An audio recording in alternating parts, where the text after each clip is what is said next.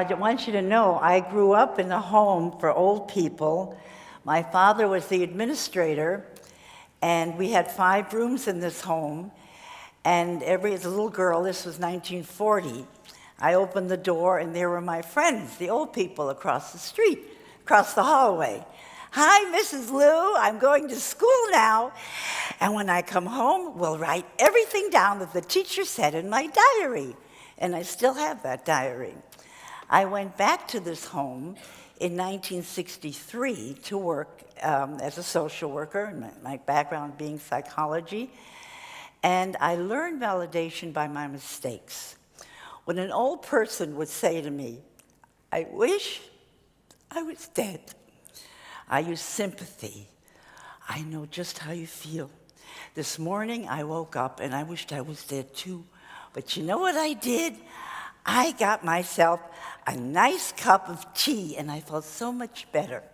Here, old lady, where's an old lady? Here's an old lady. Here's a cup of tea. You'll feel so much better. This 90-year-old woman, she drank the tea, but she didn't feel better. She had lost a baby a long time ago and she never grieved. And now in her old age, she had to cry. The tea didn't help her. She swallowed the tea, she swallowed her emotions, and she stopped talking. Then I tried redirection and diversion. Look, don't worry about dying. It's a beautiful day. Look outside, the sun's shining. We'll take a little walk. We'll play some music. You love music, and you'll feel so much better. Well, the old lady, she took a walk. She played the music, but she didn't feel better because her child had died and no one was listening. Then I learned about validation through listening. I found that all the people had a good reason behind what they did, behind their behavior. I learned first, the other techniques, people feel sorry for people, they have sympathy. Sympathy, you're objective. Empathy, you feel what that old person feels. Even though you're not going through what they're going through, you feel with them, not just for them. And then with empathy, the validation techniques almost always work. The other techniques are a little superficial. So how do you get empathy? First, I have to be honest with myself. I can't stand that old lady. Every day, I want to go home. We're human beings. If I'm full of my own emotions, I can never cross the street to the side of this old lady. Too much traffic. So now I have to take my feelings and put them away and then center myself, which is a way of breathing. So you take all your own feelings, we'll get rid of them, and you're then like an empty vessel. You can take in the feelings of that old person. Then I learned to rephrase. Rephrasing is exquisite listening. How does that person talk? Is it fast? Is it slow? What is the pitch? What is the tempo? And then you say what that old person has said in a question, as if you're asking, is this what you mean? So if an old lady says to you, I wish I was dead. Her voice was low. After wish, there was a little pause. I was dead came very fast. So then you ask, you don't want to live anymore. And now I trust you because you really care. That's right. I don't want to live anymore. I have just enough. And you don't say, oh, Naomi, don't cry. Everything's fine. It's not so bad. No, it's not fine. I have to cry. And you help me get rid of all my feelings, and then we can take a walk and play music. So you use polarity. Polarity is the extreme, the positive extreme or the negative. In this instance, it's negative because I feel so bad. So you ask, what is the worst thing about being alive that you want to die? The worst thing? I can't walk. Oh, I walked so much in my life. And you listen as I cry. Crying is healing. When a person can't cry anymore, the body is all stopped up. When I'm finished crying, you can use reminiscing. Where were you born that you walked so much in your life? I was born in the Black Forest, and my husband and I, we walked with our dog, and now I feel safe with you. And also, so you also don't lie to the person. I learned not to lie. Today we learn a therapeutic lie. If an old person says to you, Mother, Mother, Mother, don't worry, Naomi, your mother's right around the corner. She'll be here in a few minutes. Well, I'll sit down because you're telling me my mother's alive, and I want her to be alive, and I see her with my mind's eye.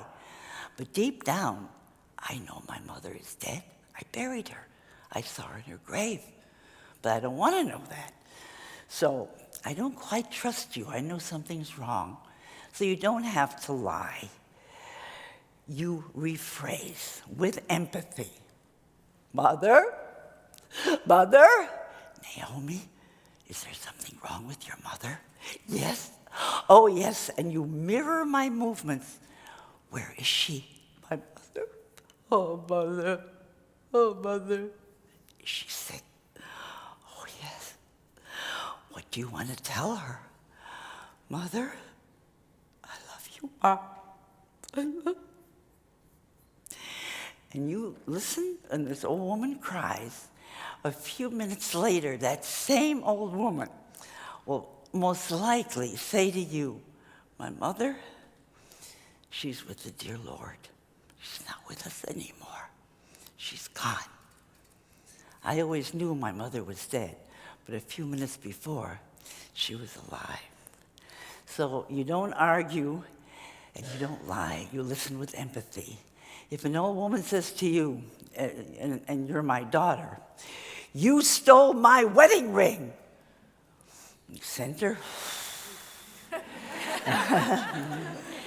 And if people use symbols in order to express their emotions, a symbol is something like a ring or someone like a person that substitutes for something or someone from the past.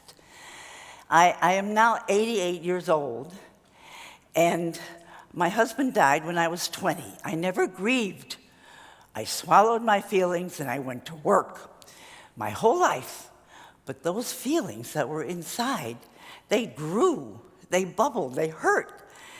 But I still am never honest, I'm never responsible.